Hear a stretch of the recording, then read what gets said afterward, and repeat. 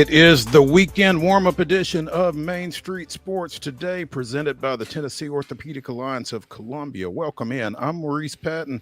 That is Wade Neely. We're both coming to you from our homes on this fine Friday afternoon as we get you ready for the weekend here. We'll be talking the next couple of hours about local, regional, and national sports topics. So stick around. It's going to be a lot of fun. Wade, what's happening on your Friday so far? Man, it is all to the good, Mo. Good to be with you. Good to be with everybody. We get 3 straight days of playoff football. We got the holiday weekend. It's a great time. And just to top it all off, it ain't that cold just yet. We get a couple more days before it gets really freezing. Yeah, and this cold is supposed to be more cold than the last cold, so should be fun there. Savoring it. Was out getting the sun today, enjoying it, and just soaking it in because, it will be gross next week yet again. It's not going to be a whole lot of fun, doesn't sound like. But, it is going to be fun here from now until 4 o'clock. In the next hour, we will visit with Frank Bonner II of the Daily Memphian, talking a little Tennessee State football and specifically the Southern Heritage Classic. You're going to want to tune in for this because it's there's a lot going on with Tennessee State University right now, and not just athletically, but certainly this is something that for the TSU faithful is a pretty significant development here. And Frank Bonner II, again, is going to help us kind of break it down right now, because right now the Southern Heritage isn't on TSU's schedule, where it has been since 1990. Yeah, not good. Not good at all. So we're going to try to figure out what might be contributing to that and whether it can be fixed. So again, we'll have Frank Bonner II from the Daily Memphian in the second hour. In the next segment, and it all comes back to this guy. We will be visiting with Justin Adams of CBS Colorado as we discuss what might be the next move for current Colorado football coach, former Jackson State football coach Deion Sanders, who was instrumental in those Tigers leaving the Southern Heritage Classic. So bringing it all full circle here today on Main Street Sports today. Again, talking to Justin Adams here in the next hour. Again, Coach Sanders, Coach Prime, being connected with perhaps a couple of NFL jobs at this point as his son Shadur is set to take off. So a lot to talk to our guests about. We'll also be talking a little NBA, a little Major League Baseball, some college basketball, both men's and women's, some pro basketball on the women's side we'll be getting to as well. And as Wade's mentioned, we got 3 days coming up of playoff football, beginning with the NFL's division round tomorrow and Sunday, and then the college football playoff championship game on Monday night. So a lot on the gridiron going on here over the next 72 hours or so. We'll be getting into that as well. And again, a lot of hoops. Big weekend over at Memorial Gym this weekend. Yeah. So two big showdowns. 2 big showdowns, absolutely. So we'll be getting into all of that here over the next couple of hours, and it's going to be fun and fascinating and all of that good stuff. So looking forward to doing so. Wade, what do you think? Should we go ahead and get rolling? Oh yeah. Let's roll. Let's give the people yesterday's results and this weekend's schedule on the rundown. This is the rundown. Hey gang, before we kick off the rundown, I want to remind you that each and every Friday, our rundown is brought to you by Chip Walters of Exit Realty, Bob Lamb and Associates. The Blue Raider Voice also wants to be your trusted advisor in real estate, so contact Chip at 615-542-1915 or visit his website at choosechip.net. That's Chip Walters, proud to support youth sports across Middle Tennessee. Let's start up with Thursday night high school basketball scores. On the girls' side, it was Clarksville Academy with a 61-40 win over Clarksville Northeast. Clarksville defeated Dixon County 62-41. FC Boys Senior Christian defeated Franklin Classical 51-29. It was Hampshire with a 49-46 win over Riverside Christian. Nashville Christian with a 44-37 win over Davidson Academy. In boys action, Riverside Christian defeated Hampshire 55-47. It was Davidson Academy 67, Nashville Christian 64. And in women's college basketball action last night, Southern Illinois Edwardsville came to the Gentry Center and knocked off the TSU Lady Tigers 76-70. It was Austin Peay with a 59-57 win over Eastern Kentucky. Tennessee defeated Mississippi State 86-73. Lipscomb with an 85-82 win over Jacksonville. Belmont down Drake 80-64. Trevecca in overtime defeats Christian Brothers 64-60. It was Campbellsville 79, Cumberland 56, and the Lady Firehawks of UT Southern doubled up and then some. Abraham Baldwin Agricultural College, 86-42. That was a good win for UT Southern and the Firehawks, Mo. A couple of the ladies hung back for the funeral services of sports medicine director Grant Fairchild last night, so a somewhat shorthanded UT Southern squad still gets the win in dramatic fashion. Good win for the Firehawk women there. Men's basketball scores from last night. It was 87-53, favor Lipscomb over Bellarmine. Austin Peay took care of Eastern Kentucky 97-90. SIU Edwardsville defeating TSU 87-80. Trevecca slipping by Christian Brothers 91-76. It was Cumberland 76, Campbellsville 65.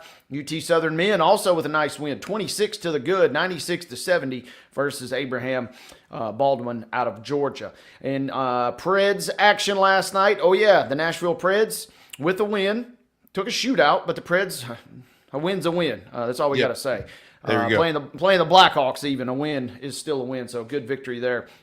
For the boys up at Bridgestone Arena. Let's go to tonight's schedule. We'll kick off basketball doubleheader action beginning at 6 o'clock unless stated otherwise. We have Cane Ridge at Antioch, Gallatin traveling to Beach, Riverdale's on the road at Blackman, Innsworth is going to hook up at CPA tonight. Franklin will be at Centennial. Harpeth will be at Cheatham County. Springfield is on the road at Clarksville Northeast. Coffee County will play host to Columbia tonight.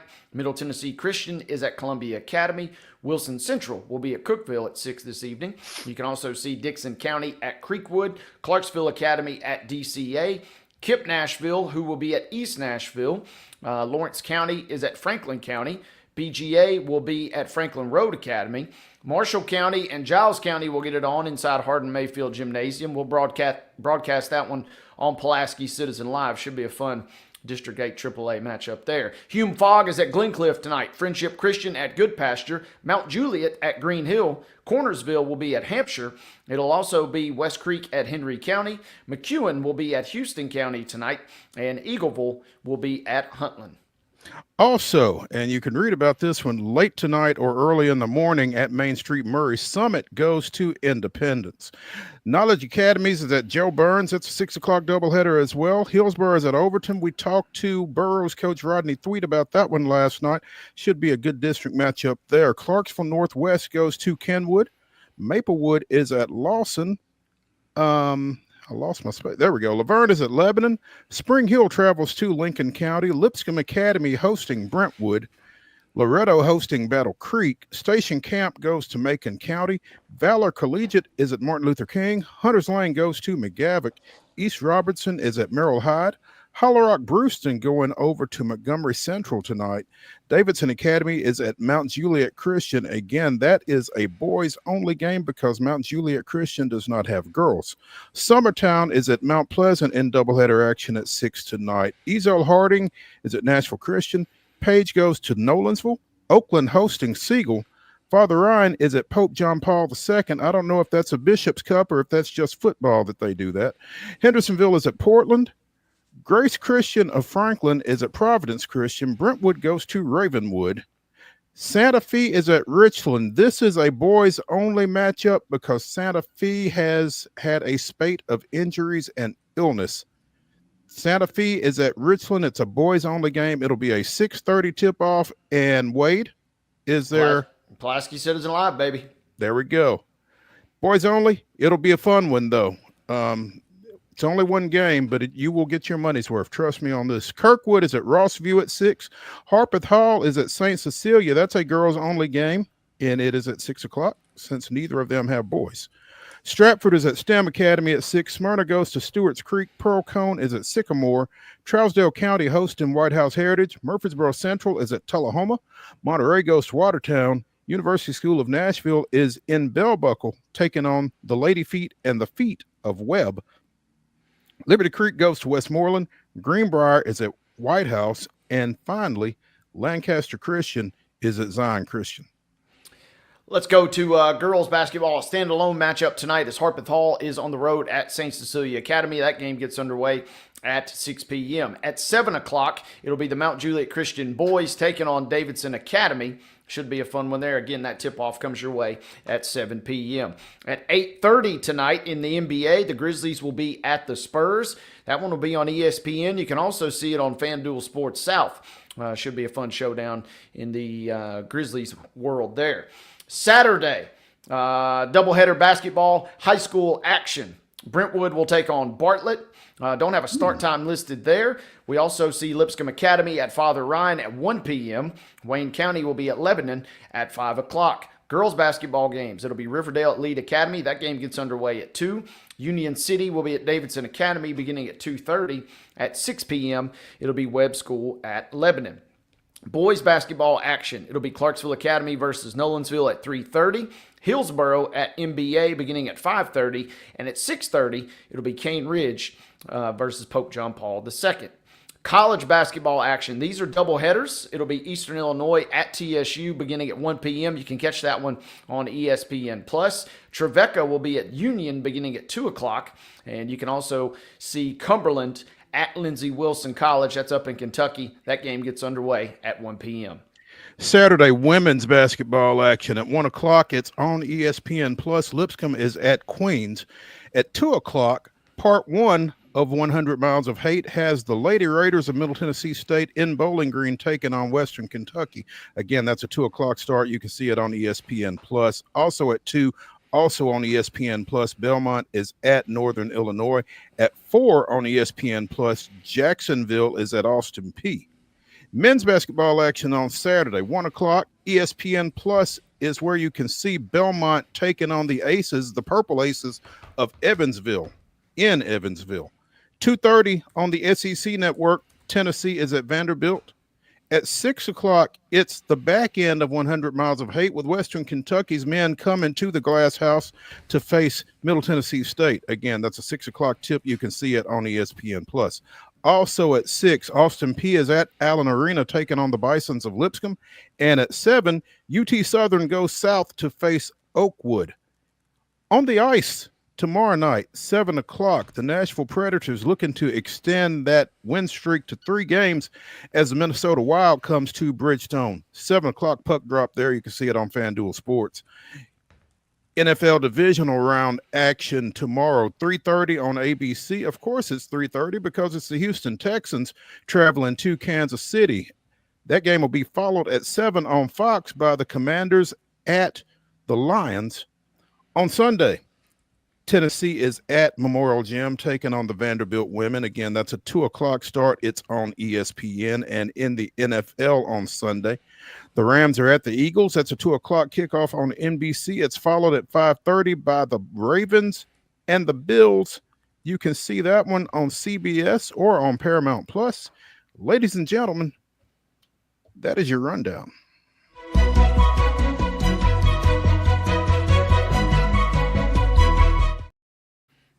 Your top story brought to you, as always, by the fine folks at Piggly Wiggly and Neely's Mill in Columbia. Be sure and check out their delicious daily deli lunch options available from 11 a.m. until 6 p.m. Also, their hand-cut meats and everything is cost plus 10% at the cash register. Piggly Wiggly, Neely's Mill, Columbia. A few weeks ago, we had on Independence girls basketball assistant coach Rhonda Blades Brown. And among the things that we were able to speak with the former Brentwood Academy girls coach about were her son, 17-year-old Blades Brown, who made his professional debut. I mean, he's played in PGA events before, but he was an amateur when he was playing in them. This time, Blades is actually playing for money, and he might get some because in his first round at the American Express yesterday, shot an even par 72. You know, not great, but I mean, this kid is 17 years old. He should be a senior in high school. Yeah, hell of an effort to start your first ever professional round, right? Yeah, I mean, I thought I heard that he was tied for like 116th or something like that. I'm not sure exactly where he is in the standings, but again, his second PGA Tour event. He played in the Myrtle Beach Classic last year. Last summer. Bogeyed and double bogeyed on his second and third holes. But bounced back, went birdie, birdie, birdie. So, hey, you win some, you lose some, right? And he said he leaned on his hardwood learnings for that. He said, yeah, I think I do that really well. I play a lot of basketball, so it's just next play. I think that's one of my strengths is to whenever a bad hole does happen, because they're going to happen. Mm-hmm. Unfortunately, that's just going to happen in golf. I think one of my strengths is just letting it go. Saying the right things. Doing the right things. I mean, again, bogey, double bogey, birdie, birdie, birdie. You'll take that. Even par seven. Yeah, I would more than take that. Absolutely. Yeah, he goes even par 72 in the opening round. JT Poston went 10 under 62. So, that's kind of what Blades is up against. Justin Lauer went 9 under 63 at La Quinta yesterday to get things started in the American Express. So, yeah, and Blades is 4 under for the day, and he's only a shot or two back of our guy from Nashville, Brant Snedeker, who's in this tournament, making a token appearance here. Steads is 1 under for the day, and Blades is sitting there at 4 under for the tournament. He's 4 through 7 holes, I should say. So he's faring quite well to start. Kind of like yesterday, second hole of the day, posted a bogey, but then has rattled off 4 straight birdies as he gets ready to approach the turn. This guy had every collegiate golf program in the country after him, whether it be Stanford or Tennessee or whoever else, decided to go out and actually make a living at it after breaking Bobby Jones's stroke play record in the U.S. Amateur back in 23. And I mean, how many holes in are we? 7 today, and through 25 holes, it sounds like he probably made the right decision. Yeah, well, yeah, absolutely. I wasn't going to knock that whatsoever because this is a kid that has achieved really all you can achieve. The only thing he was perhaps lacking is getting a college degree, but you can always go back and grab that. What you can't do is go out and grab the big bucks. Going to need some help today though, Mo, because this is going to be a low-scoring event, so he's going to need some help to make the cut, but talk about a fantastic effort. If you go to Data Golf, their projected cut somewhere around 8, so he's going to need to make up about 4 more shots over the course of the day, but rattling off 4 straight birdies a moment ago certainly furthers that cause. Certainly does not hurt, so we'll be keeping an eye on that. Check back with us Monday. We'll let you know how Blades came out, and hopefully he will get all 4 days in. What happens if he finishes ahead of Snedeker? Is it just like, hey, step aside, buddy, I'm the new king in town? How does that work? Oh, is there relegation in golf? I don't know. You got him, and then our guy Lee Hodges from right down in my neck of the woods. He's sitting there just above the cut line at 8 under, so some local flavor in this tournament this weekend. Wow, we'll be keeping an eye on all of that for sure. Let's take a break here on Main Street Sports Today, presented by the Tennessee Orthopedic Alliance of Columbia. When we come back, we'll be joined by Justin Adams of CBS News Colorado, talking a little Coach Prime. Stay tuned.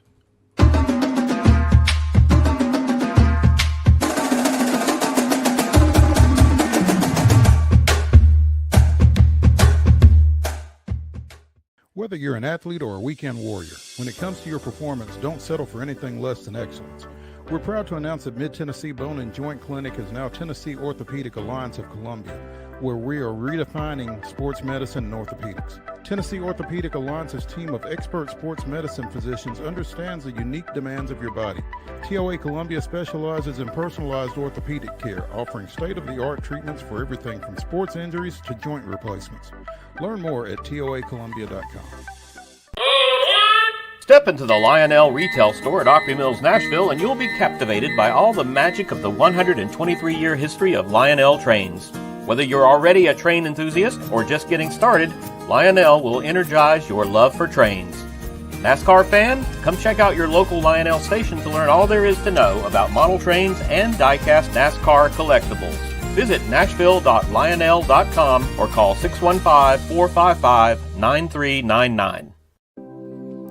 Custom Stone Handler supplies over 600 distributors and suppliers with quality stone products. Along with River Stone, we produce and distribute over 100 building, landscape, and other bulk products. Our goal is to provide quality products, service, and partnerships to ensure our customers' success.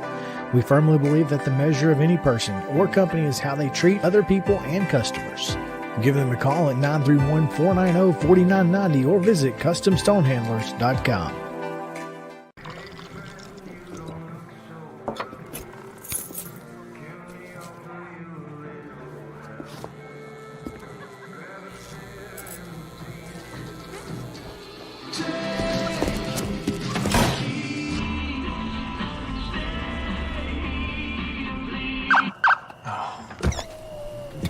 You're seeing the signs too, right? What signs?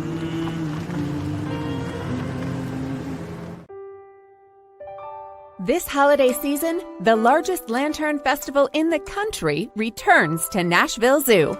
Experience more than 1,000 all-new, handcrafted lanterns, towering creatures, magical worlds, and a North Pole village. At the center of it all, the Smashville Ice Rink. Welcome back to Zoolumination at Nashville Zoo. Bigger, brighter, and better than ever.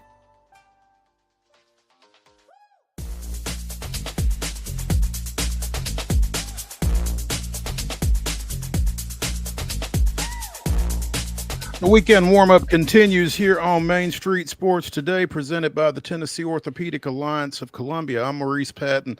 That's Wade Neely, and we anxiously await the arrival of Justin Adams of CBS News Colorado to talk a little Colorado Buffaloes football and beyond, obviously, because we have discussed on a handful of occasions on this show. Second-year Colorado coach Deion Sanders has been in discussions with Dallas Cowboys owner slash GM slash I'm in charge, Jerry Jones, regarding the coaching vacancy there following Mike McCarthy's departure earlier this week. Previously, Coach Prime had also been mentioned in connection with the Las Vegas Raiders position as well. I'm not sure if he talked to Mark Davis or to Tom Brady or who it is that he talked with as far as that situation goes, but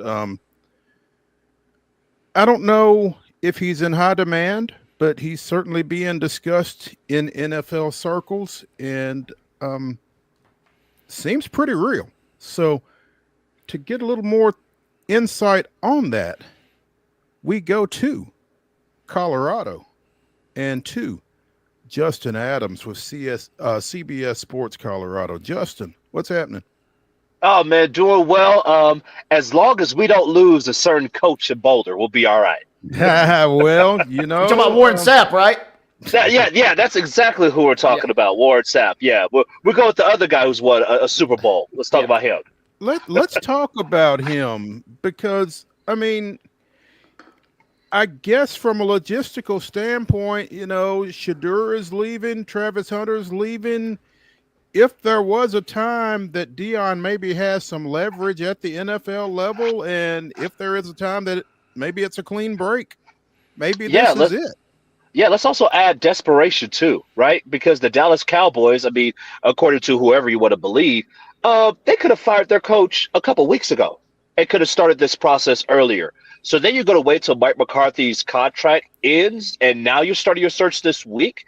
It's very interesting just to see how the Cowboys are. And look, I have no issue with them going out and say, hey, let's go and cast a wide net to see who we could get, to see which type of coach that we could go and grab. It just seems a little bit out of left field to say Deion Sanders at this moment, right? In a sense of there's still work to be done at the University of Colorado. You're 13-12 at CU, had a great year where you're 9-4, and you also have a really good recruiting class that's coming in too. And oh, by the way, Caden Salter, who's a transfer from Liberty University, is coming. You also have another great quarterback transfer, not transfer, but recruit as well. And so when you think about all the guys that you have coming to your roster, you look around and say, why would you want to leave that, especially when at the University of Colorado, it is literally prime you. It's everything in your image. And so, I mean, it's hard to pass up the Dallas Cowboys, and that's one job that, let's be honest, anybody probably would take. But when you think of what Deion has at CU, it makes it pretty tough to say, hey, go and leave that right now. You know, Troy Aikman might argue with you, Justin, that it's a job anyone would take. He's on record saying earlier this week that it may not be as attractive a job as you would like to believe. And I think when he said that, he was kind of looking at Jerry Jones. Mm-hmm. Well, that's part of it, right? You have an owner that's in his 80s who has clearly said that this is my team. I bought this team to run it. I bought this team as my passion, right? And so you have that to deal with. On the other side, let's just be honest with the Dallas Cowboys.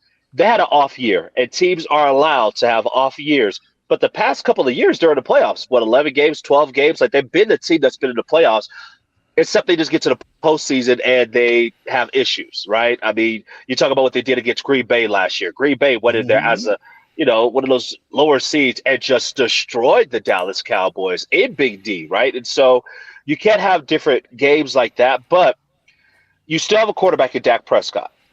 No matter where you want to rank him, you still have a guy who's getting paid superstar money who is there. You still have Micah Parsons Jr. You still have a decent offensive line. Your running game is terrible, but you still have CeeDee Lamb. So you have pieces that are there. What Dallas should be doing is looking to find a coach that could be able to build this team and build this roster for the next couple of years. And then through the draft, go and find those hidden pieces to be able to help out your team. That's what you can say really about any team. But when you look at the Cowboys, that's the number one thing I would say. Hey, go and find you that guy who you could be able to build around, not somebody who's going to give you a couple of clips, because you're already going to get clips. You're the Dallas Cowboys. So it's just interesting to see it that way. Yeah, you make a great point there, Justin, when you talk about so many teams say they want to develop and build through the draft and those lucrative rookie deals that you can get guys on. But it seems like Dallas kind of, in many ways, did the opposite. They just were grabbing every free agent and re-signing everybody that they potentially needed, kind of almost overlooking some of that homegrown potential. Yeah, it's kind of weird what Dallas does. I mean, they sign everybody late, and you're like, why do you sign Dak Prescott late? Micah Parsons, sign him now. I mean, you give all these guys this big contract. CeeDee Lamb, you sign him late. Now you paid him, 30 per, something like that. It's really a mismanagement of the cap, if we're going to call it what it is. And the Cowboys haven't been that team since the mid-'90s. I mean, that's just the reality of this franchise. It's almost 30 years since the last time they won a Super Bowl. That's ridiculous, guys. I mean, not only in Dallas, right? We're talking about Texas, where football is everything. You can literally go and build up a Dallas Cowboys roster in Texas and be very well in the NFL. So at some point, you got to look at yourself in the mirror, and you have to go and say, hey, you mismanaged the cap. But then that's where you have to go and hit on your draft picks, whatever free agents you're able to go and get, and make sure that you go and supplement those things within your roster to be able to do good. The main thing of why you have me on is the belief is, can Deion Sanders walk into that type of situation and be able to take this team not to the postseason, but to the Super Bowl? Because that's not why you take the job. You don't take the job for a check. Some people do. But you don't leave an opportunity that you have built at Colorado just to go to Dallas to be able to be 7-10. You go there to win a Super Bowl. And the only way you're going to win a Super Bowl is if you go and say, hey, these are the type of players that we have. You're not going to trade Dak Prescott because that's $100 million dead cap. You got to figure out ways how to be able to go and have a great scouting department and to be able to go and get those diamonds under the, those diamonds that nobody else could see, to be able to go win those games and to be able to go up against the Detroits of the world. Even the Rams. Think about the Rams are doing. The Rams are in the second, the divisional round, and they're the type of team that has 5 of those diamonds in a rough. So the same thing has to happen with Dallas if they're going to be successful. Justin Adams of CBS Sports Colorado joining us here on Main Street Sports today as we guess at what's next for Deion Sanders. I guess the Raiders talk has kind of cooled off a little bit with the Cowboys kind of coming to the fore, but how serious was that? Can they get back into the mix? I mean, would the Raiders be the better play? Would you want the Raiders play? Is really the question. I mean, think about it. Do you really want that? It's not just the Chiefs twice. It's the Chiefs twice. It's the Chargers twice. Broncos twice. Broncos twice. And let me tell you, all 3 head coaches are going to be better than whoever the Raiders get. It is what it is. And then you look at the roster. You have no quarterback. You have no running back. You have a nice tight end in Brock Bowers. Other than that, who do you have? You have a nice D end. But again, what else do you have on that roster? Like, of course, you have NFL talent. Every team has NFL talent. But we're talking about, do you have the talent to be able to beat Broncos, Patrick Mahomes, and Kansas City, and Chargers with Justin Herbert? Can you be able to survive that type of lineup 6 times a year and then try to get a playoff spot and then beat the Josh Allens, Lamar Jacksons of the world? If you can't do that, then that's not a good job. It just is what it is. And you have to think about that too. It's not just about going and getting the check if you're a guy like Deion Sanders. It's about what's the best opportunity for you to be able to go and elevate yourself. He's at a position right now where money would never be an issue for him because of who he is and how he has built his brand, right? That's not going to be an issue. But for him as a coach, can you be able to go and be at a place where you can continue to elevate? What he has right now at Colorado, he has built it in his image, and guess what? He is starting to be able to elevate. Y'all thought the team was all right now at 9-4. Just wait till what you see now. No, you won't have Shedeur. No, you won't have Travis Hunter around. But you're going to have a lot of other young men who want to play at the University of Colorado because they see the formula has worked and is successful. So, again, me being a buff, I get it. But on one side, I look around and say, now might not be the best time. You could be able to wait and go at another time when it could be more apropos for you. You bring up a lot of interesting points there, Justin, for sure. Yeah, and you might have a few more skins on the wall later than you do right now, maybe. So, maybe sticking, sometimes, and we've talked a lot on this show about sometimes you have to go. This isn't a situation where Deion has to go right now. Like you said, you feel like that situation in Colorado is trending upward. Again, Caden Salter in the quarterback room, Juju Lewis out of Georgia coming in.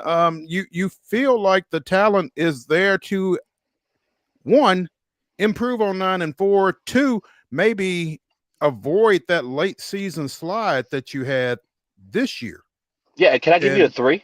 Would you mind if I give you a 3? How about this year, the Big 12? Don't get me wrong, Arizona State should have beat Texas. Let's just call it what it is. They should have beat Texas. But you're in a conference where you're taking on Arizona State, Arizona, Utah, good team, solid team. But you're not dealing with Ohio State, Michigan, Penn State, Alabama. You see what I'm saying? Like, you're not dealing with those type of conferences. You're in a conference where you could be able to build up your roster and be able to win the Big 12 annually. I see what Coach Prime Deion Sanders, what he's able to build at Colorado and what he's trying to build at Colorado, similar to what Clemson had for years in the ACC. They were able to get the best talent.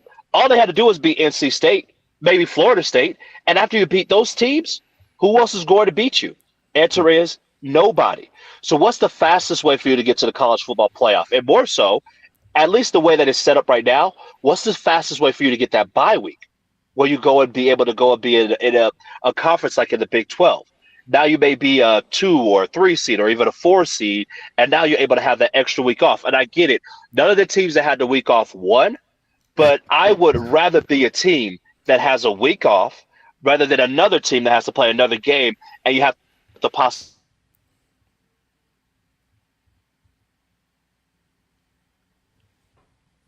Those are the things I always look at. Apologies. I was getting a phone call at the same time. My bad, guys. I think it might have been Dion's guys giving me a call for a moment there. He was giving you a call. I like what you mentioned, Justin. You kind of, in a sense, become the Ohio State. You, in a sense, become the Georgia of the Big 12, kind of with the trajectory that Colorado appears to be on right now.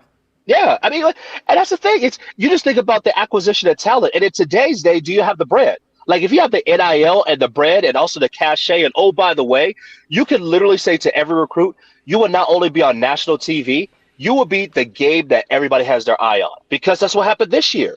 Every game that the Buffs played this year was on national TV, and the first 6 games was on ESPN, NBC, ABC, CBS.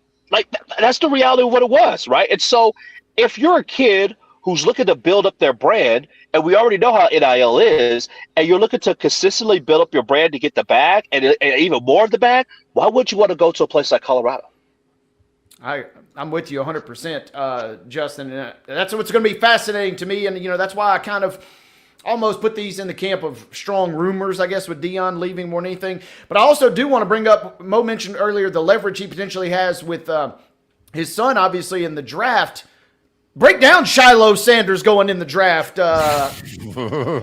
Well, Shiloh's one thing, okay? Shiloh. Oh, okay. I'm talking about the other. Okay, we'll talk about the other side, I guess. Maybe not Shiloh just yet. Well, let's be honest. Let's talk about both. Let's go with Shedeur, number one. We'll put a smile on your face, okay? That's a guy who will be a for sure first round pick. There will be some guys who will say that he'll be later in the first round. He should be a third round guy. It's not that strong of a quarterback class. Let me tell you what I've seen. I've seen a guy who was extremely accurate, not the most athletic kid in the building, but when he had to get away, he was able to do that. He does hold on to a ball a whole lot, but you know what? When you get around an NFL system where not every route is a deep route, Pat Shurmur, offensive coordinator of the Buffs, where every route was like 7 to 10 yards, but you're going to mix in some slants. You're going to have some boots and waggles where you can be able to go and hit your tight end, hit a fullback in the flat. Like, those are the things you're going to have in the NFL. And, oh, by the way, he throws a very accurate and pretty deep ball. Like, those are the different things that he could do. And so when you have the type of system and the type of coaching that could be able to go and look at that talent and be able to say, hey, we can work with this talent, they're going to get something very special. It may not be the Patrick Mahomes, but you know what? You don't have to be Patrick Mahomes. You have to be you and be around a great football team in order to be successful on the football field. Shiloh, on the other hand, if he gets drafted, it will be a late round guy. He may be one of those guys who's just a free agent.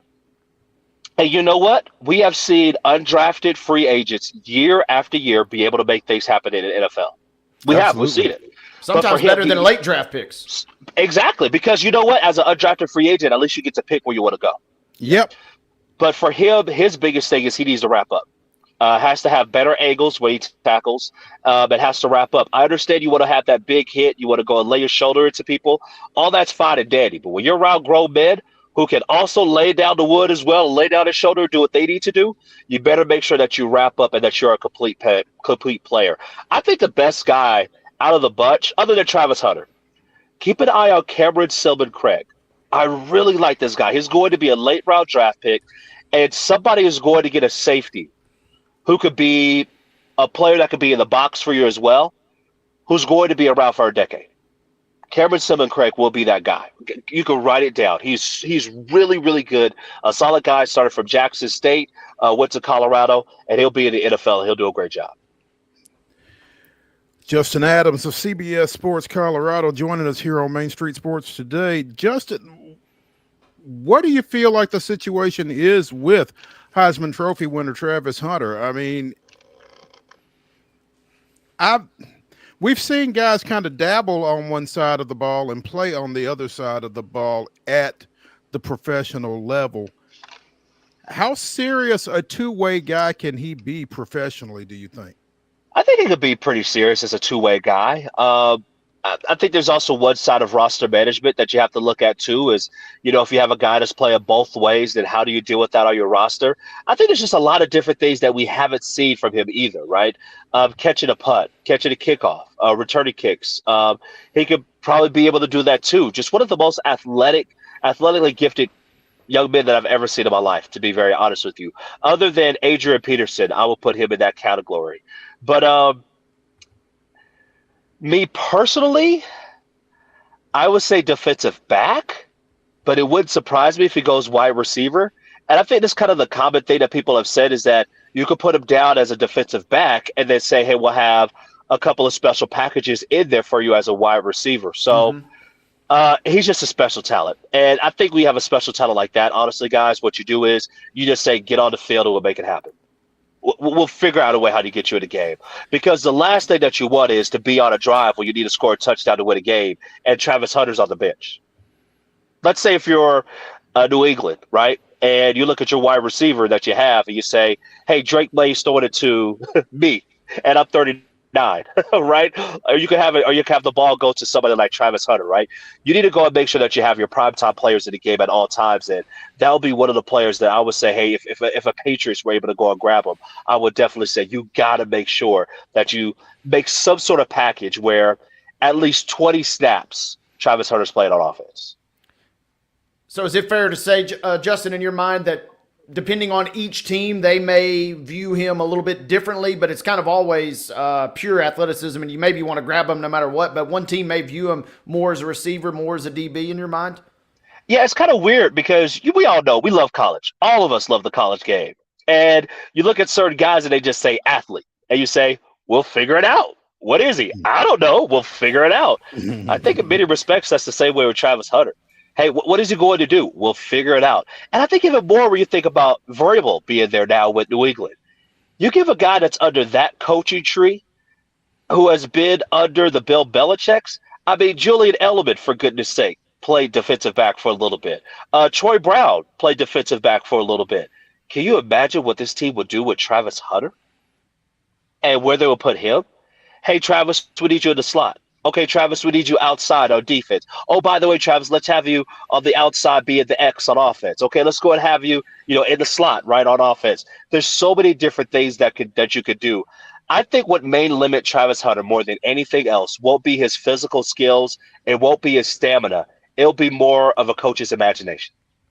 Can a coach be able to go and say, yeah, that's my thing. That's been my thing all along. I mean, this has got to be a franchise that has some folks that are willing to think out of the box a little bit, and that's why I don't want to see him here. No, no. I mean, look, y'all need some help, by the way. I mean, we send out prayers and faster for you guys. Okay, by the way, we want to see y'all do better. But we appreciate that. Yeah. But for Travis, it's, can a coach walk in there and say, this is a blank page, and let's go and use you. We're going to use you. We're going to make sure you're on the field. We're going to protect you as much as we can, but we're going to use your skill set so that we could be able to be successful on Sundays. So that one day we can be playing on Mondays and on Sunday night and in January. That's the goal. It's like you said, figure it out. And some people are going to be inherently better at figuring it out than others, and he needs to be with one of those franchises that can figure it out. So Mark, if I may, before we run, we're going to see one of those quarterbacks tomorrow, or one of those quarterbacks on Sunday, who, coming out of the draft, there were already two positions that people would have said he should have been at. Should have been a wide receiver or should have been a running back. And now you look at two-time MVP Lamar Jackson and what he's doing on the field, because there was a coach in Jim Harbaugh who had imagination and who was a guy who said, hey, let's see what this young man can do, and we're going to work with him. I think it was John Harbaugh, excuse me, not Jim, John. But when you have a coach that will build around you, that could see more than what other people can see, you're going to be able to go and reap those benefits. And that's what Baltimore is doing, and that's what they'll do this weekend too. 31 other teams had a chance to sign that guy. Yep. Just a couple of seasons ago. When you're beholden to when you're beholden to stereotypes and you don't get yourself out the box, You deal with the consequences. Yeah. There you go. Justin Adams, CBS Sports Colorado, joining us here on Main Street Sports today, presented by the Tennessee Orthopedic Alliance of Columbia. Justin, as always, we appreciate you spending some time with us and look forward to getting with you again here soon. Hey, guys, always a blessing, Mark. I appreciate you guys. And, come on, Tennessee. Come on, Titans, get that together, baby. Let's see what y'all can do next year. Much appreciated. Thank you. Absolutely. We need that. We'll talk to you soon. Yes, sir. Be blessed. All right. Let's take a break. Let's come back and let's get into the grab bag because there's a lot going on. Stay tuned.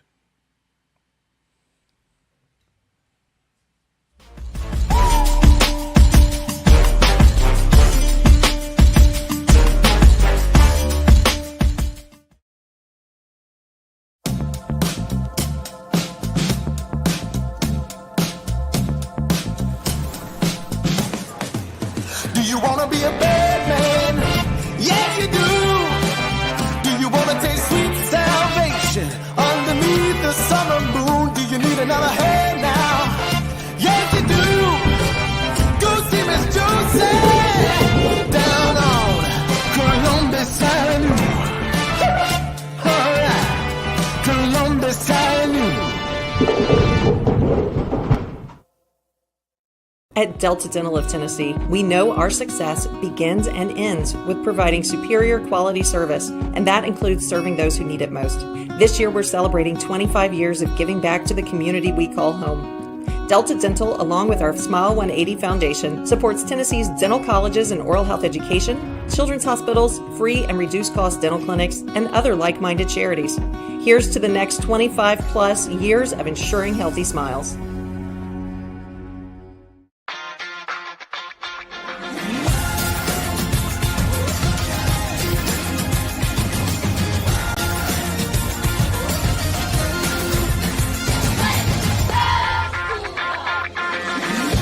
Whether you're an athlete or a weekend warrior, when it comes to your performance, don't settle for anything less than excellence. We're proud to announce that Mid-Tennessee Bone and Joint Clinic is now Tennessee Orthopedic Alliance of Columbia, where we are redefining sports medicine and orthopedics. Tennessee Orthopedic Alliance's team of expert sports medicine physicians understands the unique demands of your body. TOA Columbia specializes in personalized orthopedic care, offering state-of-the-art treatments for everything from sports injuries to joint replacements. Learn more at toacolumbia.com.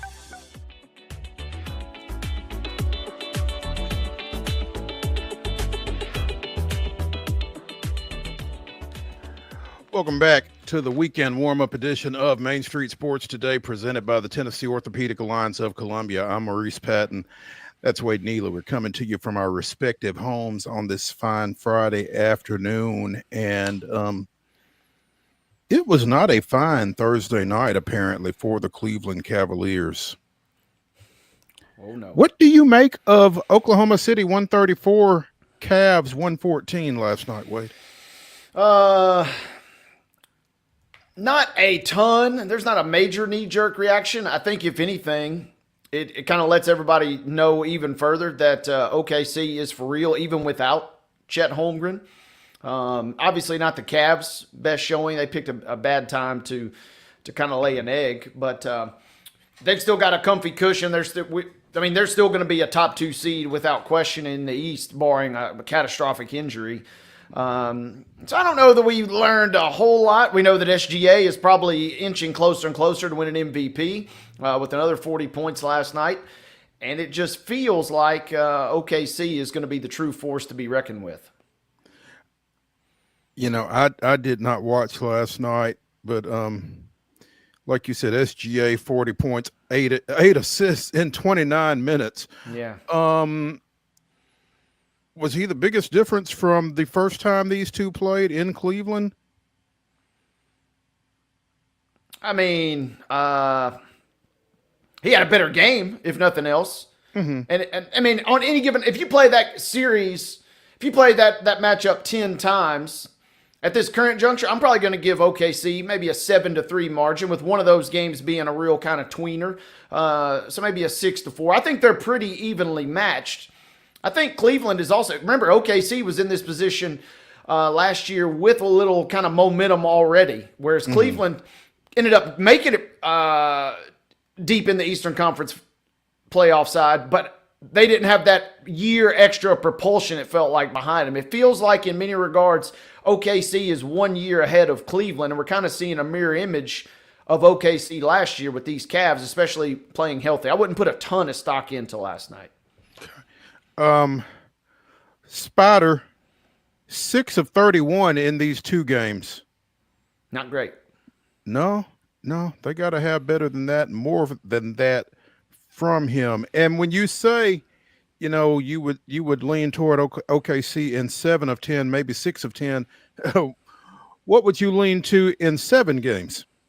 Well, considering it looks like OKC is going to have home court in that series, I'm definitely going to be leaning OKC. The bad part for the Cavs, OKC's got their own path to deal with, of course, but it feels like we're destined for a slobber knocker of a Eastern Conference Finals between Cleveland and Boston. And in many regards, it feels like just getting by Boston, who is the defending champ. They're sitting there in this conversation like, hey, remember us? It feels like getting by them would be like winning the title in its own right. That would kind of give me another lean toward OKC, especially if Chet comes back healthy, and especially if Jalen Williams continues. This is a guy that's right there on the cusp.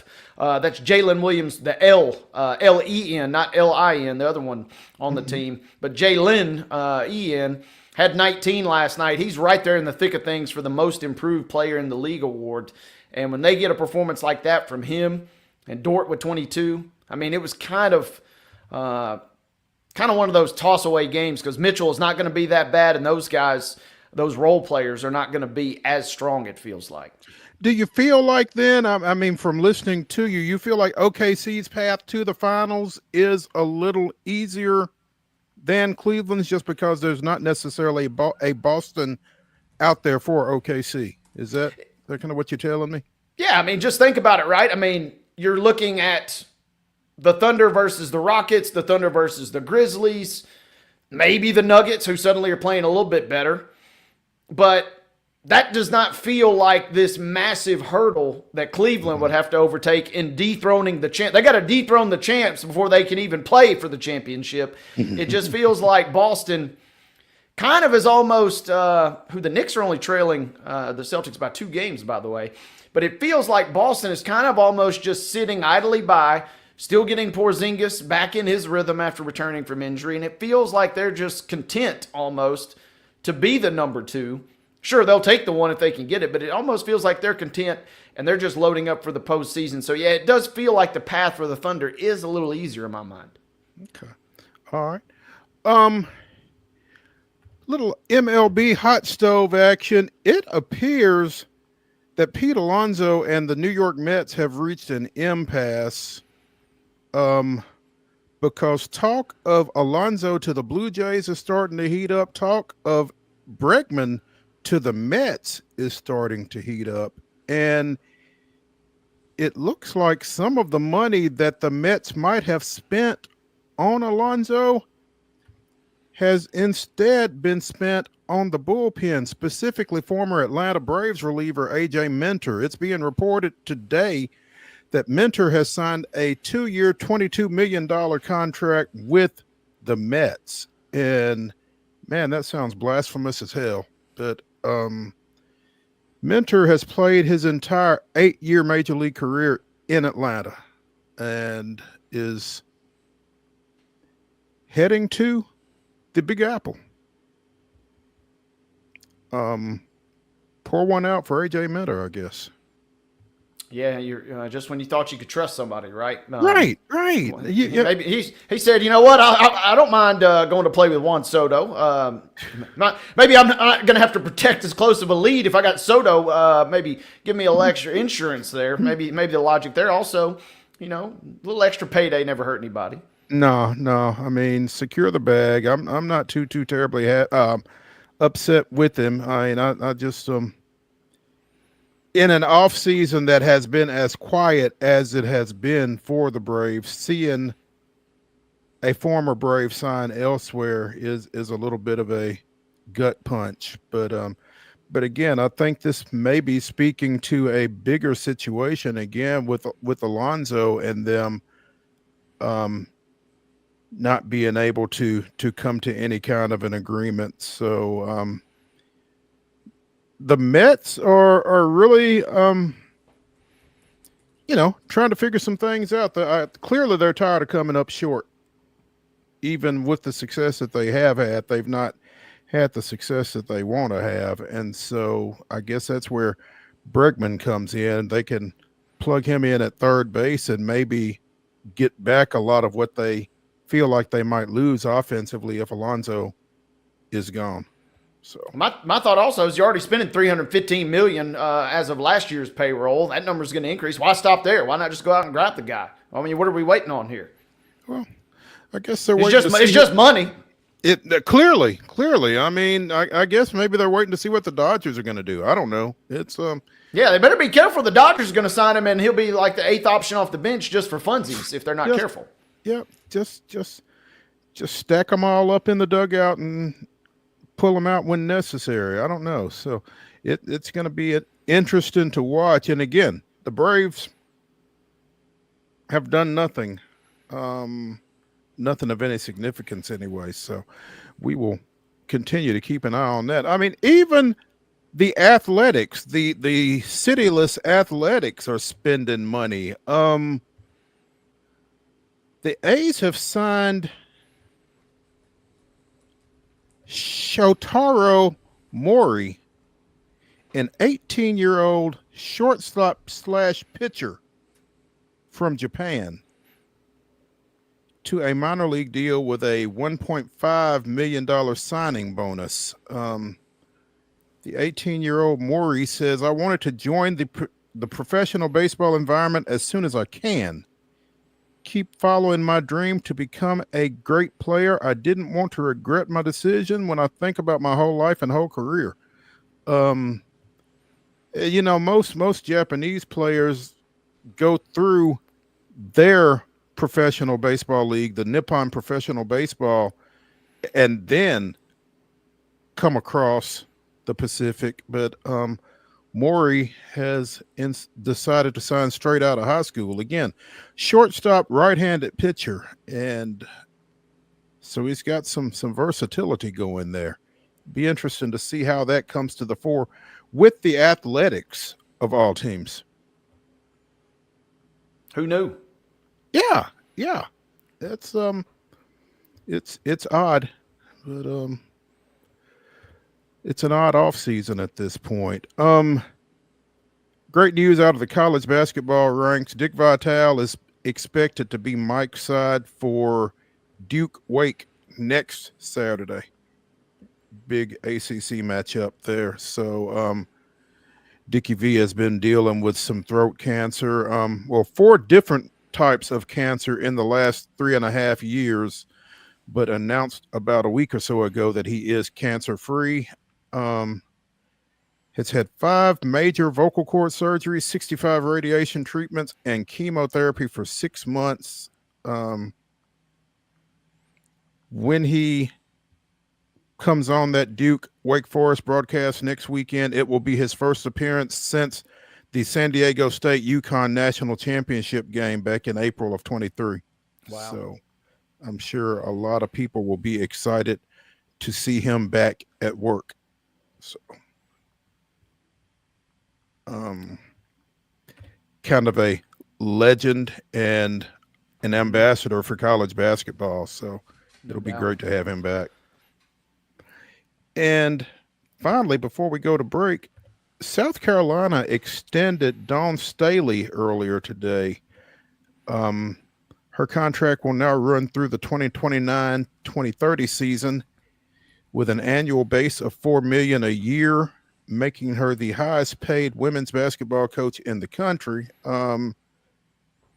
Moving her ahead of Kim Mulkey and Gino Auriemma, both of whom she had been behind. So, speaking of securing feels the like bag, back pay almost, yeah. Yeah. Well, I mean, if anybody deserves it, it'd be her, I dare say. So, let's take a break here on Main Street Sports today as we wrap up our number 1 of the weekend warm-up.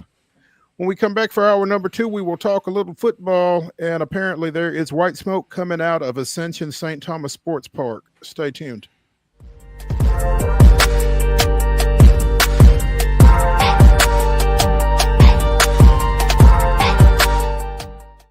Hi, I'm Dr. Vilay Saisuka, CEO and founder of Premier Foot and Ankle Centers of Tennessee here in Murfreesboro.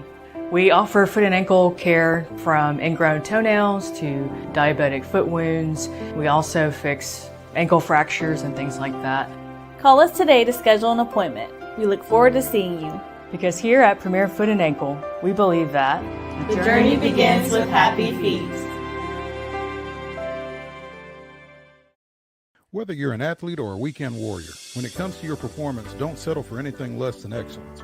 We're proud to announce that Mid-Tennessee Bone and Joint Clinic is now Tennessee Orthopedic Alliance of Columbia, where we are redefining sports medicine and orthopedics. Tennessee Orthopedic Alliance's team of expert sports medicine physicians understands the unique demands of your body. TOA Columbia specializes in personalized orthopedic care, offering state-of-the-art treatments for everything from sports injuries to joint replacements. Learn more at toacolumbia.com. Jones & Lang Sporting Goods here in Columbia has been outfitting teams, officials, and anybody else from T-ball to college for 50 plus years. Be sure and check them out at 931-388-8060 or online at jonesandlang.com. Jones & Lang Sporting Goods, the look of a winner. Zion Christian Academy, zioneagles.org or 931-388-5731. You can schedule your appointment. Go tour their campus. It is beautiful over there, and you're definitely going to want to see it. Again, it's zioneagles.org. Give them a call, 931-388-5731, and schedule your tour today. Custom Stone Handler supplies over 600 distributors and suppliers with quality stone products. Along with River Stone, we produce and distribute over 100 building, landscape, and other bulk products. Our goal is to provide quality products, service, and partnerships to ensure our customers' success. We firmly believe that the measure of any person or company is how they treat other people and customers. Give them a call at 931-490-4990 or visit CustomStonehandlers.com. Piggly Wiggly, located in Neely's Mill Shopping Center, is Columbia's locally owned and operated Cost Plus 10 grocery store dedicated to serving the community with low prices and smiling faces. Piggly Wiggly offers fresh, hand-cut meats daily as well as daily hot plate lunches from their deli counter. You're certain to see smiling faces and a helping hand when you're here at Piggly Wiggly. Come by and check out our fresh produce, high-quality meats, and more. Down home, down the street, we'll see you at the Pig.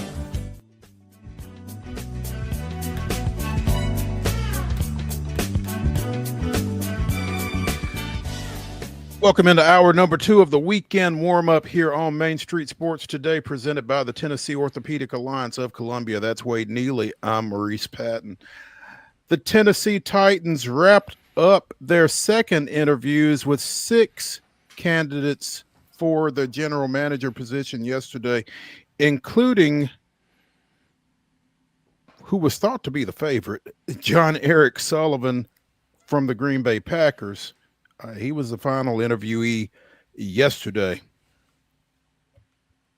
If you thought it was going to be John Eric Sullivan, though, apparently you were wrong, because numerous outlets are reporting that former Kansas City Chiefs general manager Mike Borgonzi is going to succeed Ran Carthon as general manager of the Tennessee Titans.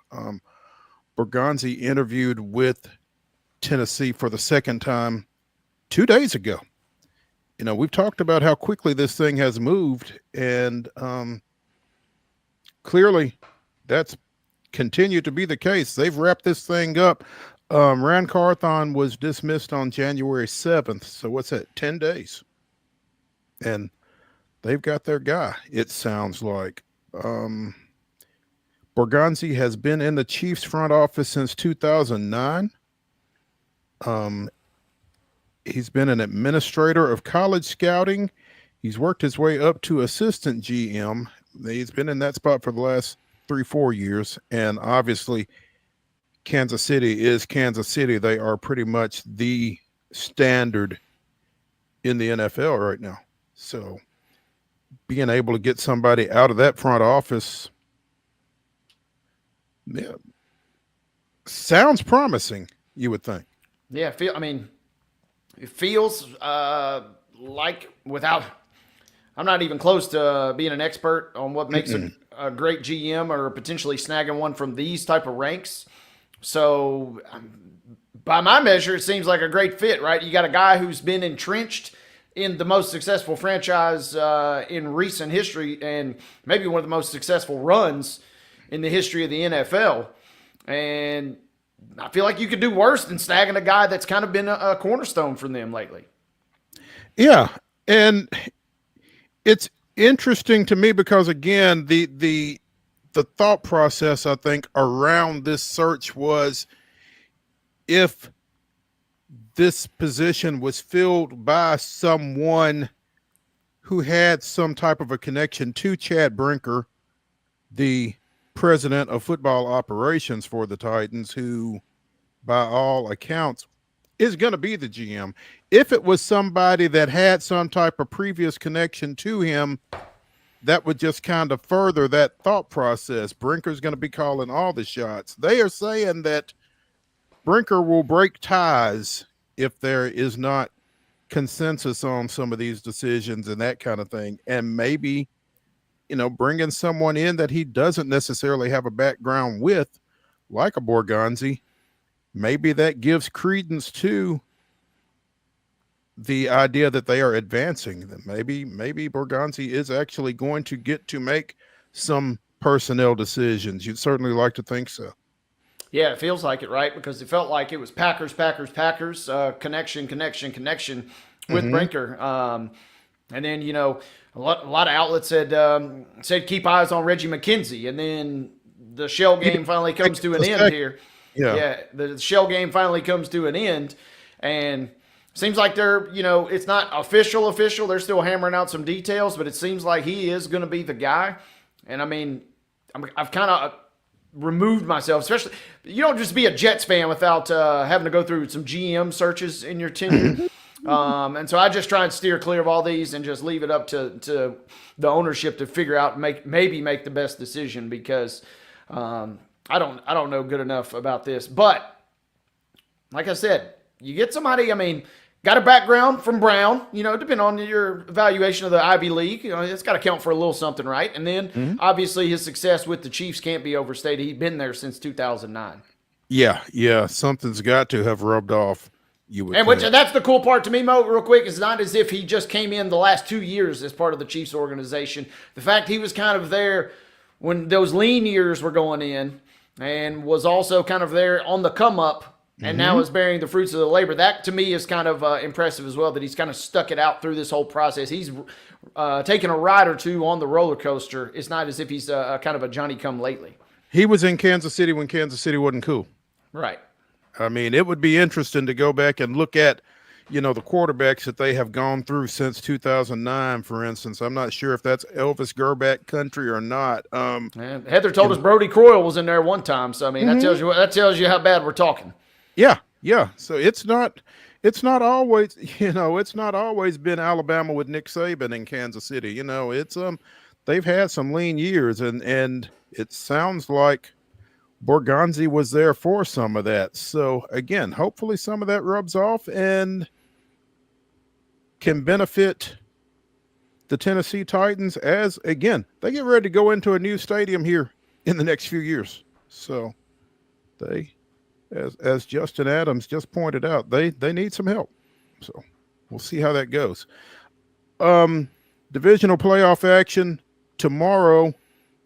Speaking of the Kansas City Chiefs, they will host Houston in the 3:30 game tomorrow, the early game tomorrow, followed by the number 6 seed Commanders and the number 1 Detroit Lions on Saturday night. Sunday, you've got the Rams, Eagles, and again, the highlight of the weekend, the Ravens, Bills. What's the game that you are second most likely to be paying the most attention to, Wade, behind, again, Baltimore and Buffalo? Well, if you can't beat them, join them, right? So I got to go with the Lions this weekend, America's team. Everybody will be kind of tuned in to see how Daniels goes up against a physical Lions team, and does he have the goods? Washington's playing with house money. They have been virtually this entire season. Can they roll a lucky 7 one more time in this postseason? After a lot of folks maybe thought they would already, get the cursory invite last week and then bow out in the first round, but they did more than that. They went on the road and beat a pretty sneaky good Tampa Bay team. Can they do it again?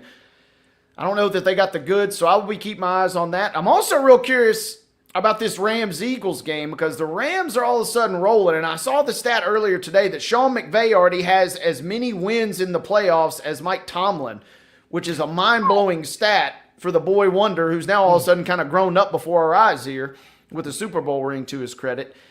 If that offense can get them any sort of production, it hadn't been pretty at times, but if they can get any sort of production, that could be a sneaky game because we know that Philly is primed for an implosion at any given moment. Yeah. It'll be interesting to see what AJ's reading this weekend. The Rams are an interesting situation because, Matthew Stafford could go out and throw for 400 at any point in time.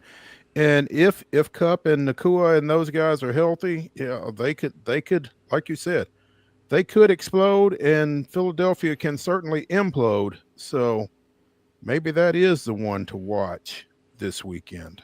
Feels like the Eagles are primed for a letdown. I don't know if it's this week. I think on paper they're certainly better than the Rams, and obviously traveling is gonna hinder LA a little bit. But it feels like if things get, if things start puckering a little bit, that favors the Rams, in my opinion, in the second half. I'll be real curious to watch that game on Sunday. I think Sunday's the better top-to-bottom slate, no disrespect to the Texans. The only real question is how do the Chiefs look after their lengthy layoff, in my mind, in that game. Yeah, I think that is the biggest question. We've talked about rest and rust and how you manage that, and that may be the question there. They may start slow, but it's tough to count that Chiefs team out until they are out, and so I think that's kind of where I would leave that one at this point. Wade, did you know that the Spanish word for dolphins is delphines? I was unaware of that. Well,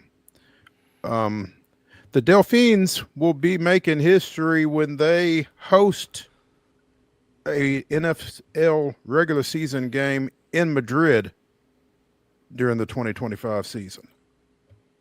Their opponent has not been announced. The date of the game has not been announced, but the Miami Dolphins will be the first home team in Madrid.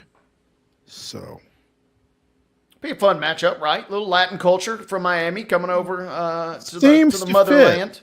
Yeah, it seems to fit, with the Latin fan base that Miami, inherently has. So yeah, it seems like a good fit. So that'll be fun, and it'd be interesting though because there's so many Messi fans now in Miami, but they're going to play at the Bernabeu, and that's where Real Madrid plays. That's Messi's old rival from his Barcelona days. So I'm sure there's going to be some conflicted ideology going on when folks step in and have to cheer for the Dolphins in the stadium that they previously booed Messi before he became their new favorite. That's one thing I appreciate about having you on this show. One of many, but being able to kind of bring that broad-based knowledge, because I'd have never known that about Messi and Real Madrid and all of that other stuff. Yeah, El Clasico. They just played a couple days ago. That's one of the big soccer rivalries. And if I'm not mistaken, right, the Titans are not on their schedule. If you put my a gun to my head, I want to go to Madrid. I'd prefer Madrid over Berlin. I can go to Berlin any time. I can go to Berlin Fashion Week and have fun then. But you can't give me an NFL game quite like it would be in Madrid. I think it'd be epic. I think it's going to be a lot of fun, like you said. Yeah. I don't think Tennessee is on the Dolphins schedule for next year, and that's unfortunate. That's sad. Yeah. We mentioned Tom Brady earlier in the show in his role as minority owner of the Las Vegas Raiders. he's going to continue in that role, and apparently he's going to continue in his role as color analyst for NFL games on Fox, despite the apparent conflict of interest between the two. You know, we talked to Teresa Walker yesterday, and as we were discussing various things, you know, Brady is unable to take part in the, you know, private sit downs with teams playing in games that he is broadcasting because of his position as a minority owner of the Raiders. And in fact, there's, because the Raiders are involved in this coaching search, apparently there's a conflict of interest as they head into this Commanders-Lions games that he and Kevin Burkhardt will be calling tomorrow night, I guess, with, you know, Ben Johnson and some of the folks that are involved in coaching searches. So, but his agent, Don Yee, has said that Brady will fulfill the 10-year, $375 million contract he has with Fox Sports. Tom has had a tremendous amount of fun working with Fox this year, and he's really excited about the future with Fox and his growth on their team.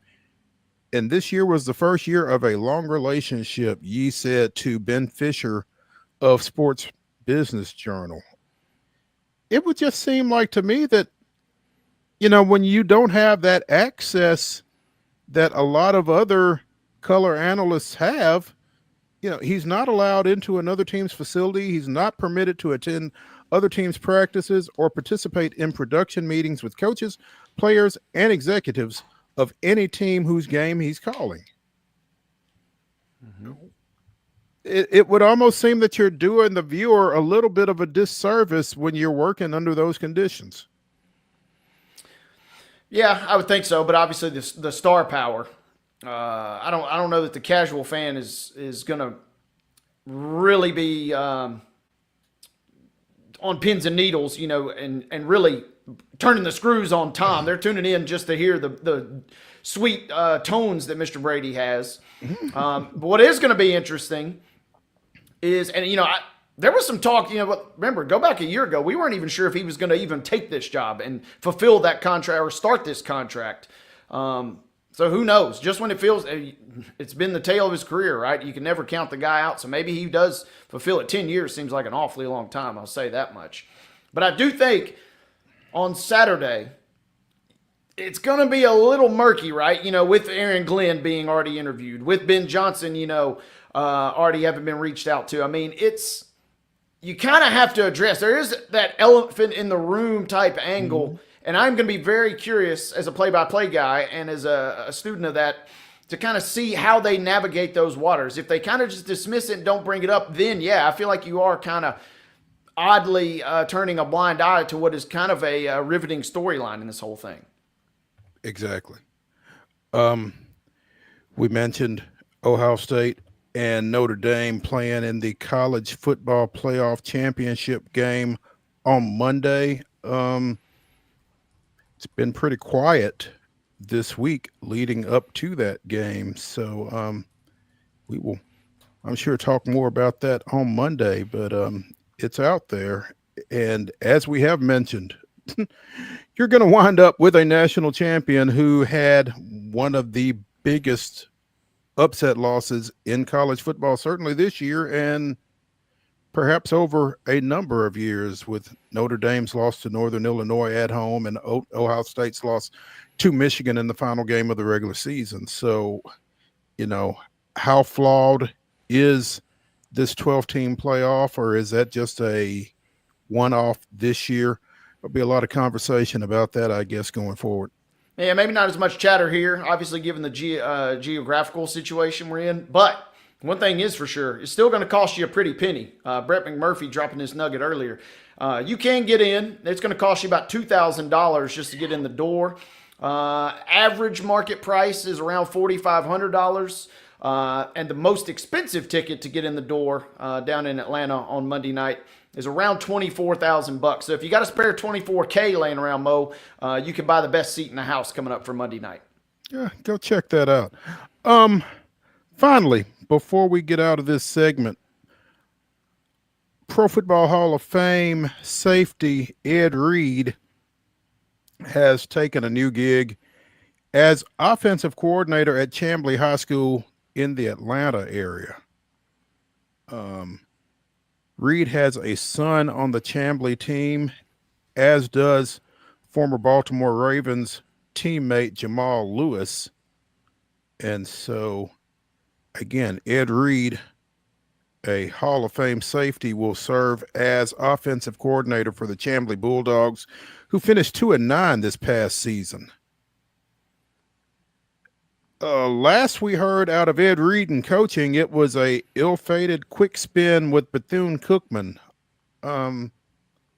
So, you know, you hear about pro guys or former professional football players stepping onto high school staffs and that kind of thing, and it's always interesting to see how that works out. Obviously, we've got a lot of those type guys around here in the mid-state area, former Titans and that kind of thing. So we'll be hoping for the best for Coach Reed down at Chamblee. One of my all-time faves. Be weird seeing him do on the offensive side of the ball, but man, he was explosive when he had the ball in his hands. Yeah, you're right. Yeah, he definitely knew what to do with it for sure. So yeah, looking forward to that. Let's take a break here on Main Street Sports Today, presented by the Tennessee Orthopedic Alliance of Columbia. When we come back, we'll be joined by Frank Bonner II of the Daily Memphian, talking Southern Heritage Classic and who is or who's not in it. Stay tuned.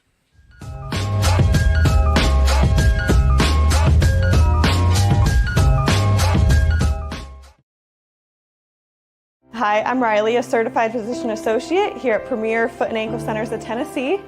We have a couple locations, Murfreesboro, McMinnville, as well as Franklin. We treat people of all ages. We're excited to get you back on your feet and hope we can help you today. Call us today to schedule an appointment. We look forward to seeing you. Because here at Premier Foot and Ankle, we believe that the journey begins with happy feet.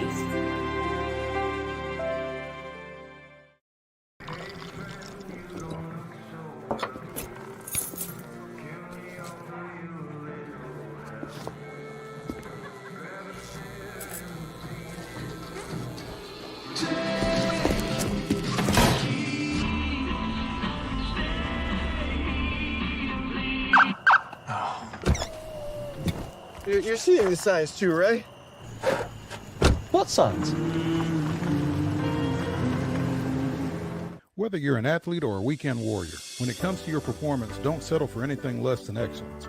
We're proud to announce that Mid-Tennessee Bone and Joint Clinic is now Tennessee Orthopedic Alliance of Columbia, where we are redefining sports medicine and orthopedics. Tennessee Orthopedic Alliance's team of expert sports medicine physicians understands the unique demands of your body.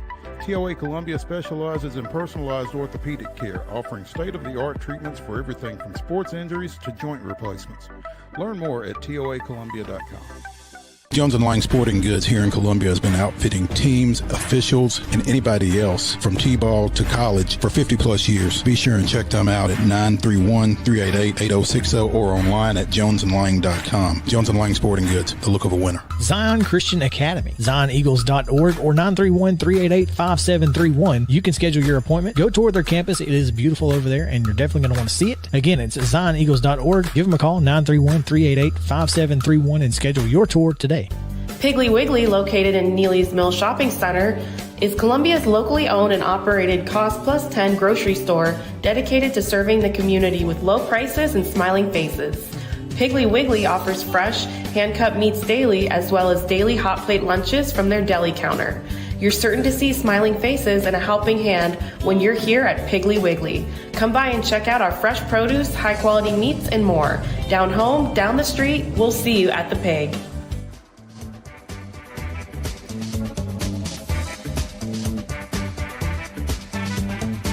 The weekend warm-up continues here on Main Street Sports Today, presented by the Tennessee Orthopedic Alliance of Columbia. That's Wade Neely. I'm Maurice Patton, and we are pleased to have with us from the Daily Memphian, Frank Bonner II, who covers the University of Memphis football and apparently also covers anyone else that plays inside Simmons Bank Liberty Stadium. Is that what it is, Frank? Did I get that right? Yeah, I mean, my main beat is obviously Memphis football, and then, in the off season, you just kind of get in where you fit in, and any sports coverage, you just kind of help out. I understand. And Southern Heritage Classic finds itself in the news, awkwardly so, I guess. Tennessee State has played in the Southern Heritage Classic since its inception in 1990. They announced their schedule for 2025. They've got 11 games, and the SHC is not among them. What is the level of concern in that regard, Frank, by the organizers of the event? Yeah, so I think if you're reading into when it first came out, I figured that it just didn't show up on the schedule because there's some logistic things. Everybody knows Arkansas Pine Bluff, their contract was only a 2-year contract, and so my initial thought was they just don't have it on the schedule because they don't know who their opponent is yet. And we reached out to TSU and we didn't immediately hear anything back, but I did get a hold of found Fred Jones. He declined to comment on the fact that TSU didn't have it on their schedule. So the fact that he declined to comment leads me to believe that there is there is something to the fact that it wasn't on the schedule. Because if it was what I thought it was originally, which was TSU just didn't have it on there for logistic reasons, then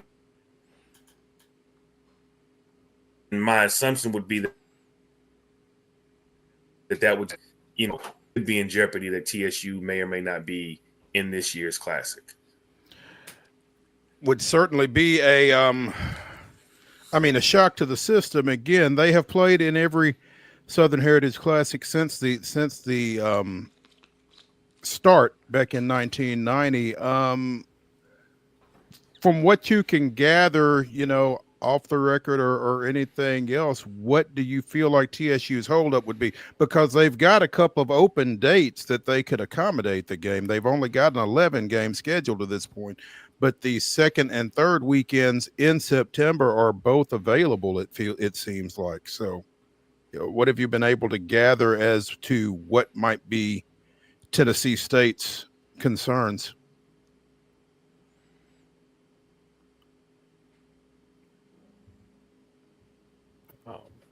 You're cutting in and out there. Can you repeat that? You got me now?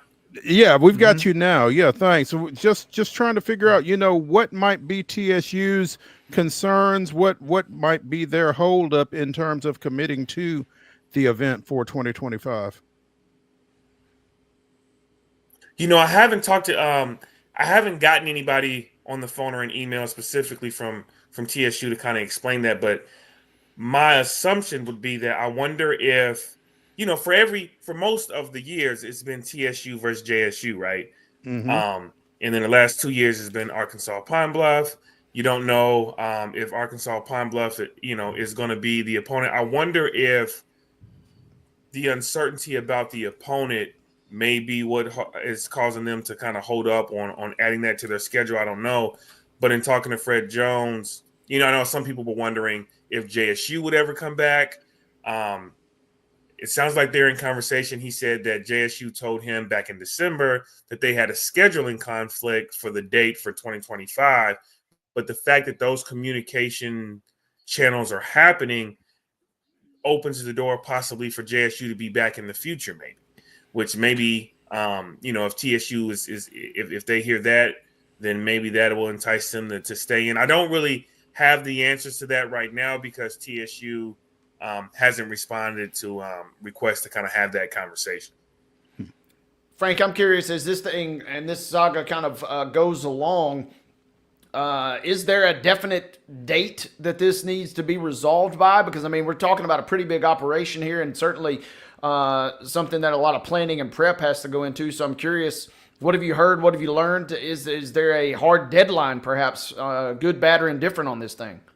Well, I think the short answer to that is as soon as possible, right? Because, right. teams, the later you wait, the harder it is to find teams who don't have that schedule already taken up, which is why that I'm not, and this is just my personal opinion, that I'm not necessarily shutting the door that TSU won't be playing in the game, because as you mentioned, if you look at their schedule right now, they have 2 weeks between one home game and another home game, and the classic date is smack dab in the middle of that. And so TSU's schedule still has the flexibility for the classic to be on their schedule. But when you look at other teams, right, because there still needs to be another opponent that may or may not be Arkansas and Pine Bluff, we'll see. But if it's not Arkansas Pine Bluff, how many teams out there still have that flexibility in their schedule? My guess is that it's not many.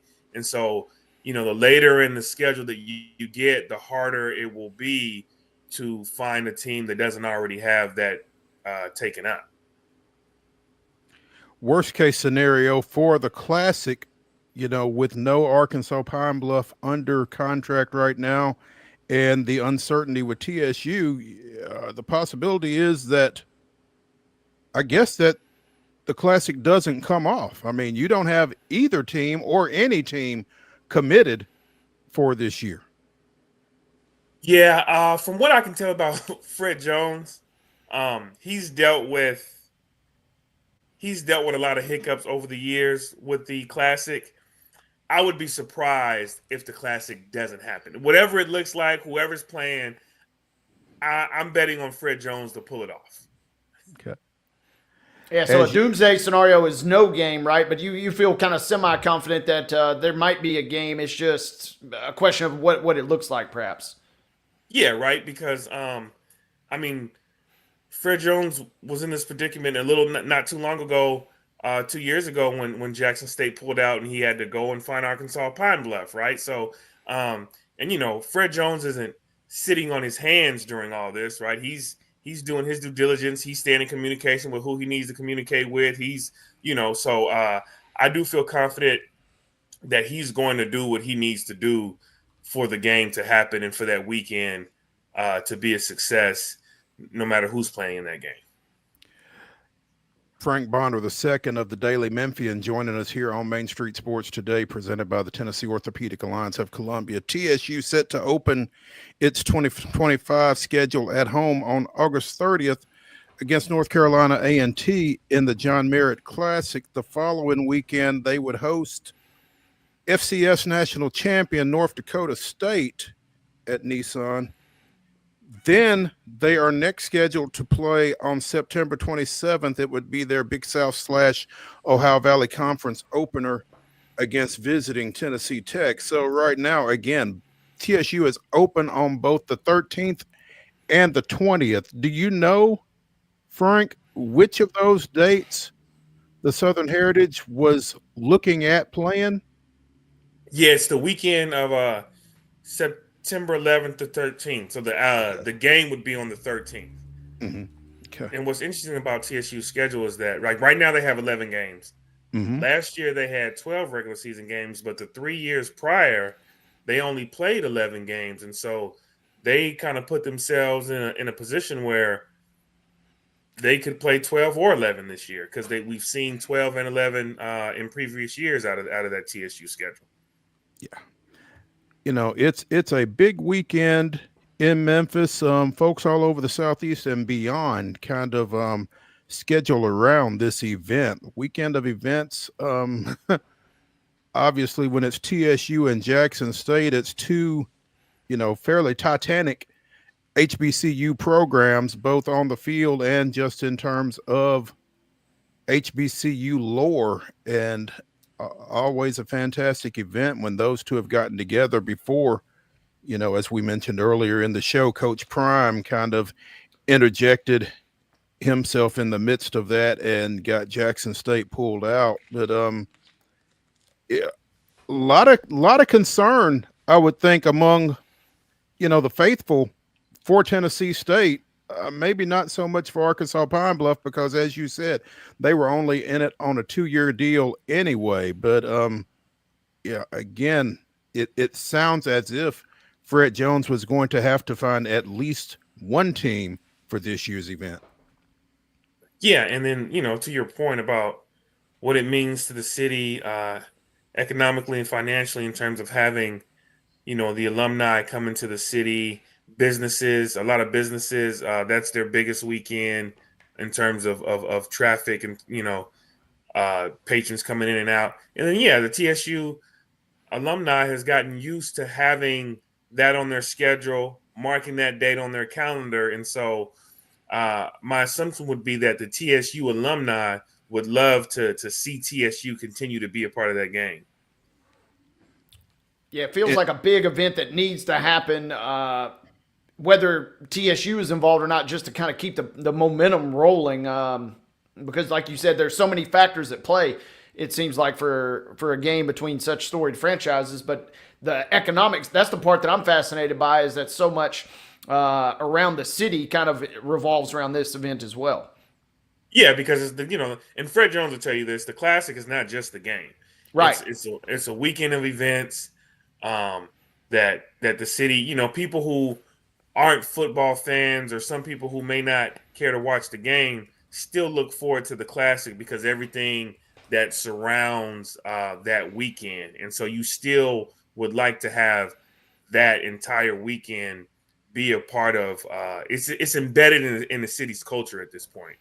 Being its first game happening in 1990 and still going strong. And so you would like to see, honestly, JSU and TSU back in the game, how a lot of people in the city feel like it's supposed to be.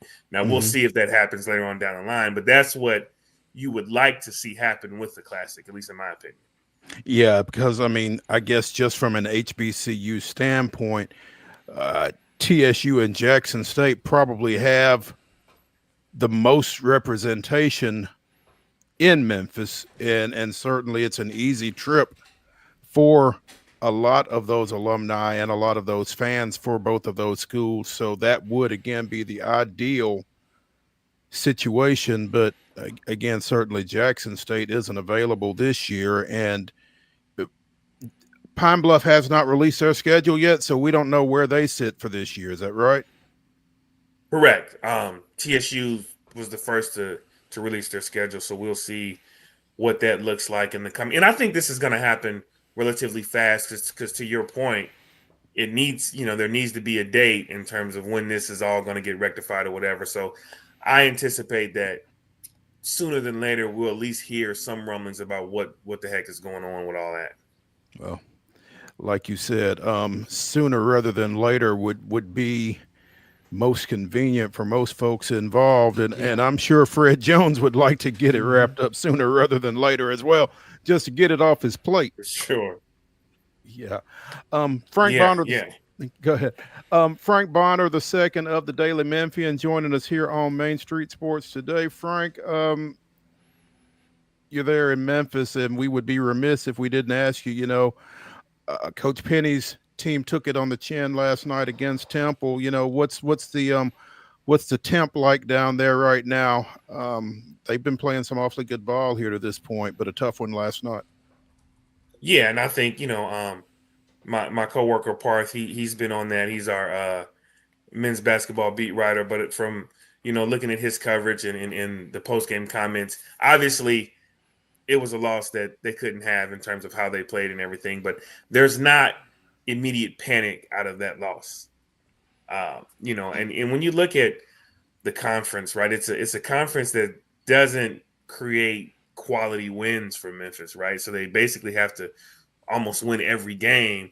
But even in a rough conference like the American, it's tough to win every single conference game, right? Somebody was going to beat Memphis in the conference, at least, one or two games, and it just happened to be Temple.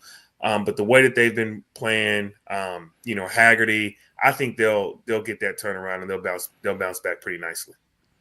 Yeah, we know the folks like to press the panic button a little early in that city with that program. So you're saying maybe not time to deploy it just yet. Yeah, right. I mean, I do think that now we've seen previous seasons sometimes, the season can fall off the rails, but I don't think you're there yet. I mean, when you look at the way that this team has played, they had a bad night. they've had a couple other bad nights where they still were able to get out the win. But I don't think nobody's jumping off the bandwagon after that loss. Sounds good. Frank Bonner II of the Daily Memphian joining us here. Frank, we appreciate your time, man, and we'll be keeping up with your coverage of the Southern Heritage Classic. And, again, hopefully this gets ironed out here fairly quickly, and we do get a game, and it does involve Tennessee State. So we'll see how that shakes out. But thanks for your time, man. We appreciate it. I appreciate y'all. Y'all take care. Right. Thank you, sir. too. Let's take a break here on the weekend warm-up edition of Main Street Sports Today. Let's get to our final segment, spin you ahead into what's coming up this weekend. So stay tuned when we come back.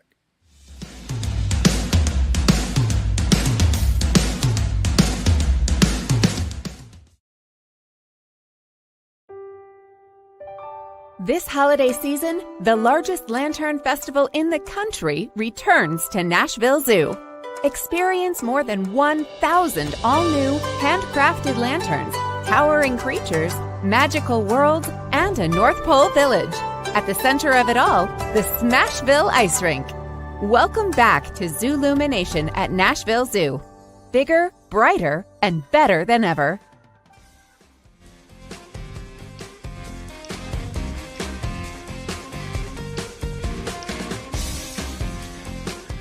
Welcome back to the final segment of the weekend warm-up edition of Main Street Sports Today, presented by the Tennessee Orthopedic Alliance of Columbia. As we mentioned during the rundown, the Nashville Predators, in shootout fashion, defeat the Chicago Blackhawks 3-2 last night.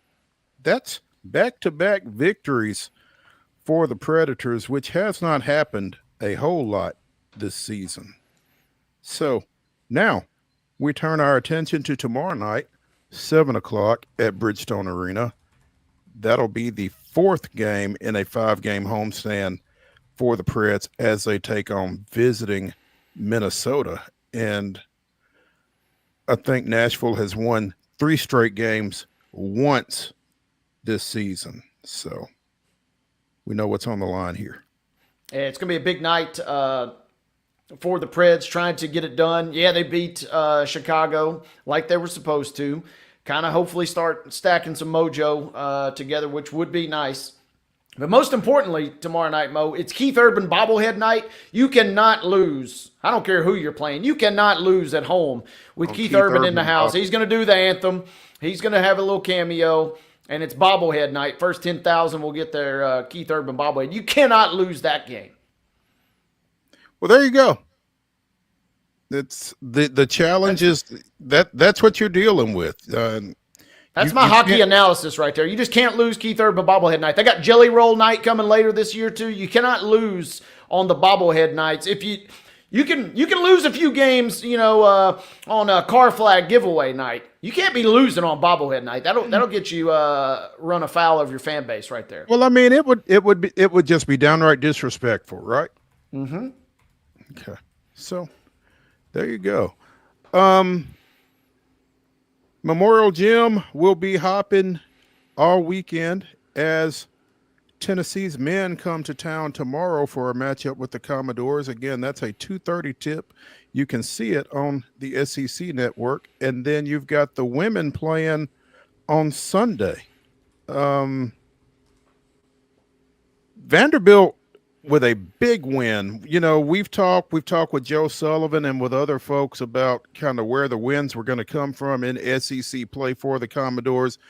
They got a big 3-point play with less than a second remaining to beat South Carolina 66-63 on Wednesday. And just feels huge because, again, now they've got number 6 Tennessee coming in tomorrow. And that's going to be one heck of a challenge for Vanderbilt.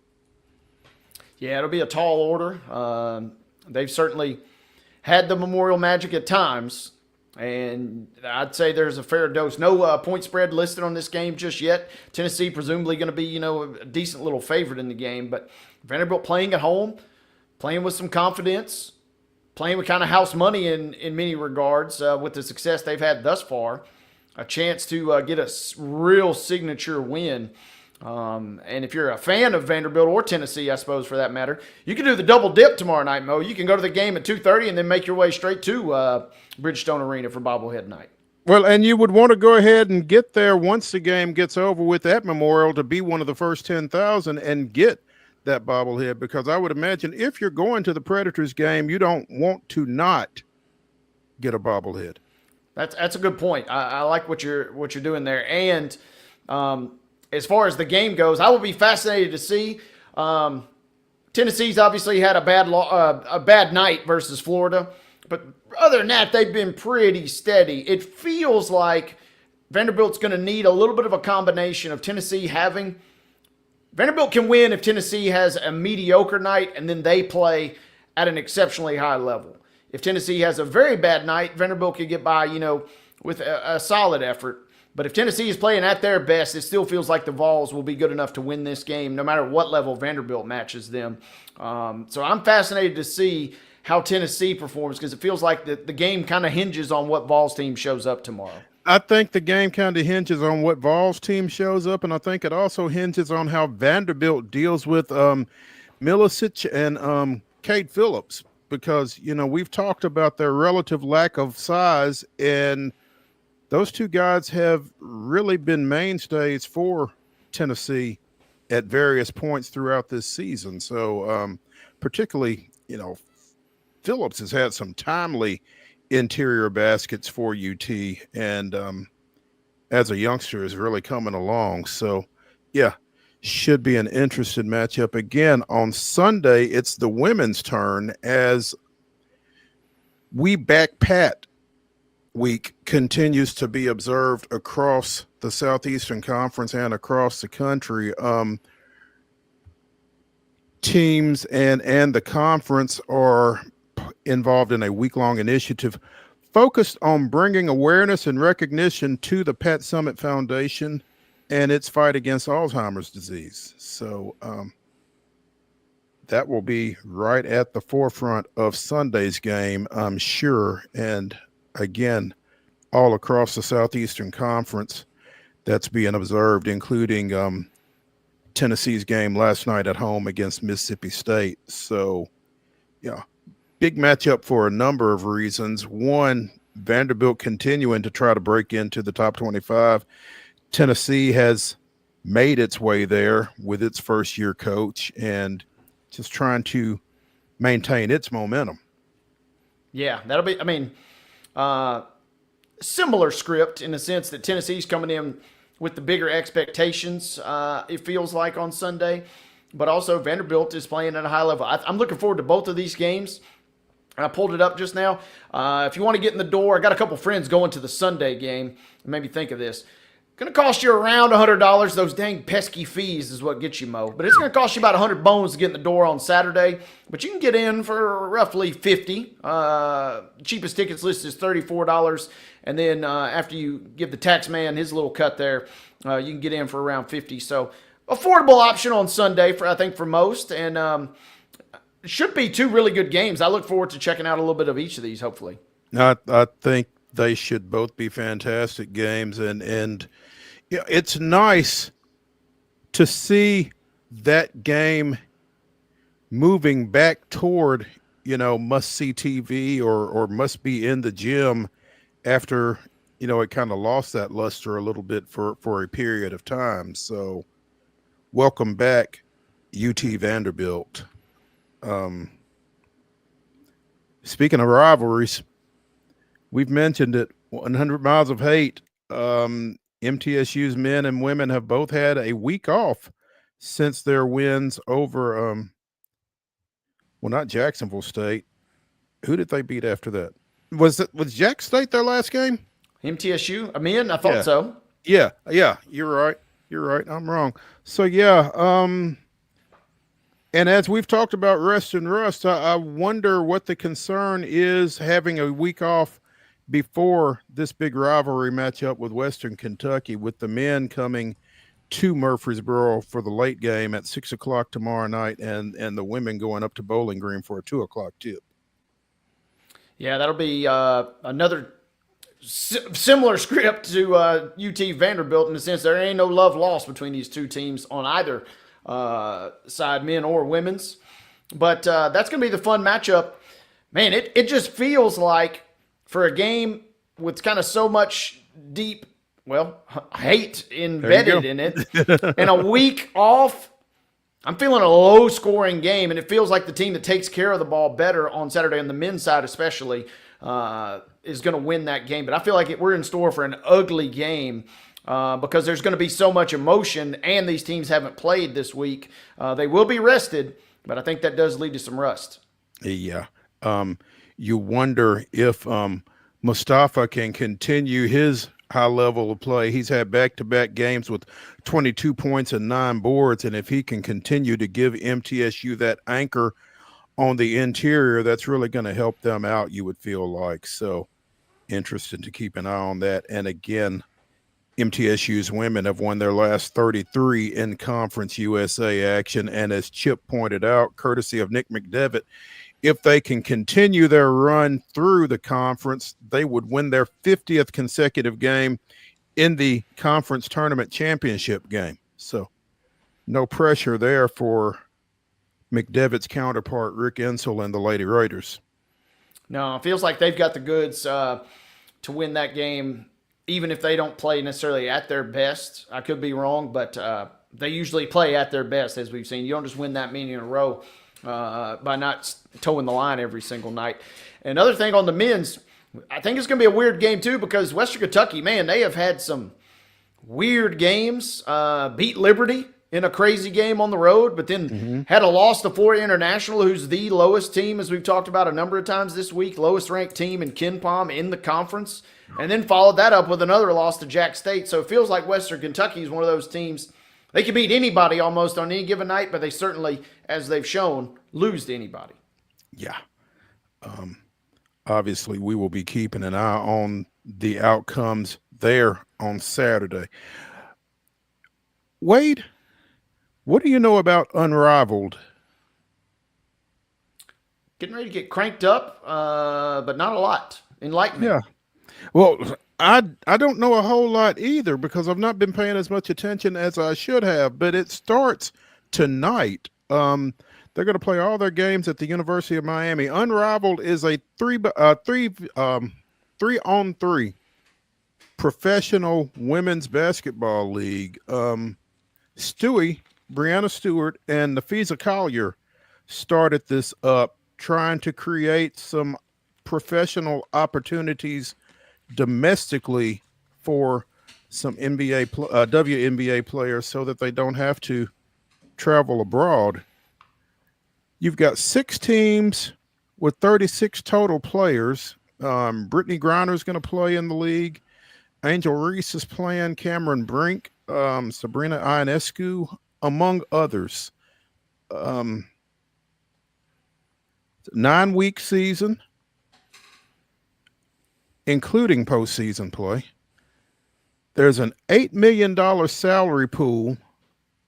Players will average $222,000, which is more than the WNBA's max salary of $214,000. Players taking part in Unrivaled will also receive equity in the league, and apparently there's going to be a one-on-one midseason tournament with the winner taking home $250,000. Now you got my attention. Yep. TNT has signed a 6-year media rights deal with the league, which is worth upwards of $100 million, and they will be telecasting more than 45 games in primetime. Investors in the league include Giannis Antetokounmpo, Dawn Staley. This is an interesting investor here. Juju Watkins has invested in Unrivaled. Getting in early.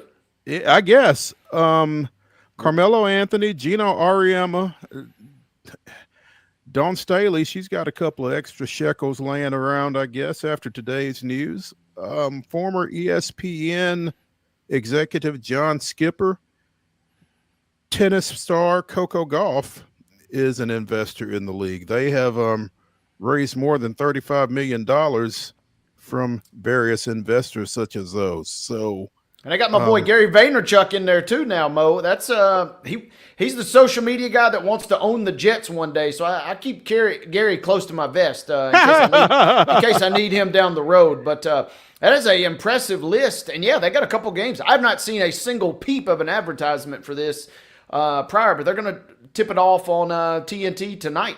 Couple of games, it looks like, back to back. Yeah. And it's pretty exciting. I think anything that you can do to keep as many of these ladies from having to go overseas to ply their trade as possible, I think is a good thing. So I hope this all works out, and we'll be paying attention to it. So we will see how it goes. Meanwhile, a similar operation, we've talked about Athletes Unlimited, and they're playing here in Nashville starting next month. They announced that their 40-player roster has been set for, again, next month's play. Hey, real quick, one other thing I wanted to point out on that Unravel before we get too far. Mm-hmm. If we get this league going and things go well, we better not be getting blown out in the Olympics in 3-on-3 in women's action again. That's all I'm saying. You gold or bust at this point. This would seem to help that, one would think. You would certainly like maybe a small practice run, I guess. Yeah. But yeah, AU has announced this 40-player roster for play that will begin, I think, February 5th at Municipal Auditorium. Obviously, Alicia Clark, the former MTSU standout, and Vegas Sixth Person of the Year is signed up to play in the league. You got a bunch of WNBA players. Jordan Horston from Tennessee, ex-UConn standout Kia Nurse, Elisa Peely is playing. It's a pretty strong roster, and it's unique because these teams will get re-picked, each week. And I think that's going to kind of be the draw of it. The top players through their point system will get to be captains and, again, draft each week for competition. So it's a unique approach. But, again, the biggest thing is it's allowing these ladies to play professional basketball without having to leave the country. And I don't think that's any small feat there. Yeah, that's big. Keep everybody that wants to be at home, right? If you want to go play in Madrid, that's your prerogative. I wouldn't turn down a trip, but yeah, this is going to be fun. We had some of the Athletes Unlimited execs for a Titans game toward the end of the season. Hold your Titans jokes, but they were there kind of surveying game operations. They're kind of treating this like a real big deal, and I think it should be treated as such because this is going to be a fun and unique opportunity to showcase some elite talent in the Music City. Absolutely. Looking forward to trying to get some AU folks on with us here between now and February 5th, and certainly once I get rolling as well. Mm-hmm. So be sure and stick around for that. Finally, Gallatin High School will have its Hall of Fame induction ceremonies tonight. So if you've got any interest in Gallatin High School athletics, it might be worth dropping through there. Among the inductees is former Austin Peay running back Floyd Jones, who still holds the Governor's single-game rushing yardage record.